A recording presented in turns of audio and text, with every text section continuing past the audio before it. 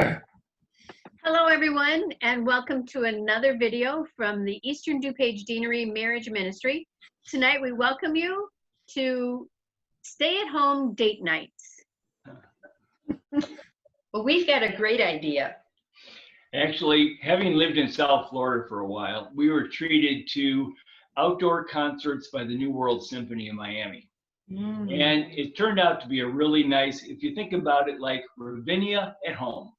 Oh. Fix yourself a picnic basket, some wine, some cheese, whatever you prefer, and get the kids started on a movie, and then run to the backyard or patio or your favorite nook and find a favorite concert on your tablet or even outdoor TV if you have one, and enjoy a picnic by yourselves in the backyard. Wonderful way to relax, set up some time just to talk with each other and enjoy. Find your favorite concert. Your favorite concert, okay. Sounds great. Sue and Earl, our date night is periodically we decide to walk to the Dairy Queen, and it's like a 2.5 mile round trip. Wow. And we have a beautiful park to walk through, Laisha Park. We walk through beautiful flowers and stuff when they're in bloom. Nice. And it takes us, at our age, it takes us about an hour to get through. and it's just us two people, and it's just great. Awesome. And some ice cream. Yeah. Yes. Yeah, ice cream. That's always good. I like that because you're walking it off. It's a treat because you walk it off. That's right. That's You right. don't feel so bad about it. Mary and Ralph, how about you? We've been married for 44 years, and we're both retired. And Over the years, we've experienced many dates and outings. We've gone to concerts in the park, sports games, but mostly we enjoy cooking together. And one of our favorite dates is when we make homemade pizza. it's first thing in the morning, we get up, we make the dough from scratch. And we use all the family recipes for the dough and the pizza sauce. Oh, yeah. Yes, very yummy. Then comes, after all day looking at this dough rising in the oven, the fun part comes. We get to take the dough out, roll it, and make our pizzas. Now, we can either make individual pizzas or the thin crust or deep dish. I prefer just regular thin crust, but nothing but cheese. And I like vegetables. So we have the music playing in the kitchen, we're dancing, and on occasion we have videotaped our dancing and then we send it to the kids. Nice. Memories.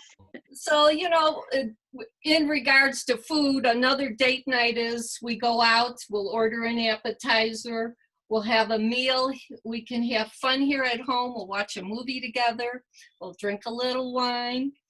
And it reminds me of dating before the kids arrived. And it's just the two of us. Nice. Very nice. But the most important part of this whole thing is that we're making memories together. Yeah. These are things that we talk about, we laugh about. Our kids look at us kind of crazy, but this is what we like to do. And we'd like to say, bon appetit. I love the way you combine dancing and music with your activity. And we're crazy. You don't want to see me dance. Only your kids can see that, huh? Yeah. Good place to dance at home. Right. Yeah, I was wondering about that with the Ravinia at home. Were you guys dancing as well? No, we haven't, but that's a great ad. Yeah. Sure. I agree. Usually it's the symphony, so there's, it's more a relaxing kind of close your eyes and be under the stars and Sure. kind of thing. Very nice. Okay. How about Karen and Denny? Do you have any Can you see that? that travel Fridays? What's a travel Friday? Actually came from our daughter and son-in-law, Bridget and Tim, and they have in their family since COVID, they decided that social studies and e-learning was pretty boring. So they decided to make it more interesting for the whole family, and they introduced Travel Tuesdays. So we call it Travel Fridays because most of us as couples are working during the week, or many of us are. So it probably works better on Fridays. So we pick a country, order cuisine from the country that we pick, play music, do research on that part of the world, and it broadens our experience in terms of parts of the world that we may never have visited. Also introduces us to cuisine that we wouldn't otherwise get when we go to Portillo's or we go to White Castle. Anybody go to White Castle? that ties into England, right? Castles. Yeah, there you go. It also supports local restaurants, and so if you order from there, or we can also make the meal like a Chinese meal, and we can make part of it, order out other parts of it. You don't want to make egg rolls, but you want to make stir fry or something. You can find music that you can add to, background music, that's culturally significant, appropriate. And you could take a map of the world, and there appear, according to Bridget and Tim, the maps that you can order online, and then you can color in the country that you visited. Right. It could be a country you've already visited, and you could look up other historical facts and quiz each other. Our daughter and son-in-law found the Chinese alphabet when they visited China with the kids, and they all practiced writing their name in Chinese and played Chinese checkers. So you could play a game from the country, or you could watch a video of the country on YouTube. There's a lot of travel, or Disney. The Disney Channel also has travel, and National Geographic. And when Goodwill opens again, if it ever does while any of us are alive, you could actually buy cultural clothing. Theme clothing. Like a Fu Manchu mustache. But you could also go, like we've been to Ireland, so you could bring you could take your travel book and your the travel guide that you used, and the pictures, a photo album, and look at that with each other and refresh your memories about it. Or and tell favorite stories about the places where you have traveled. Where you've been. Or look again at the guidebook that you had. Notice Ireland again, whatever. Well, I'm just using that.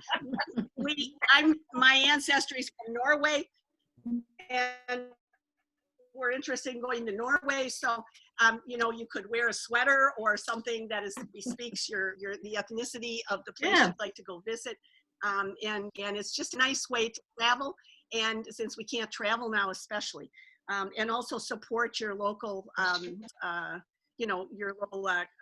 restaurants.